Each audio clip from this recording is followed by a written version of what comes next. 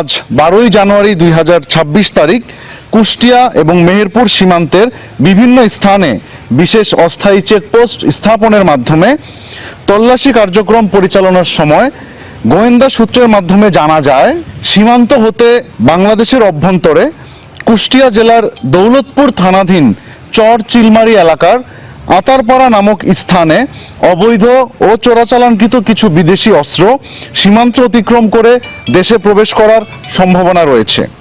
পরবর্তীতে কৌশলগত পরিকল্পনা অবলম্বন করে আতারপাড়া মাঠ নামক স্থানে অভিযান পরিচালনা করে মাটির নিচে পুঁতে থাকা অবস্থায় কালো কাগজ দিয়ে মোড়ানো 2টি বিদেশি পিস্তল, 4টি ম্যাগাজিন এবং 8 রাউন্ড গুলি জব্দ করা হয়।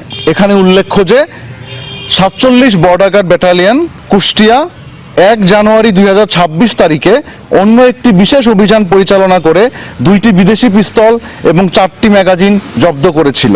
জব্দকৃত অবৈধ অস্ত্র, ম্যাগাজিন এবং গুলি দৌলতপুর থানায় জমা করার কার্যক্রম প্রক্রিয়াধীন আছে।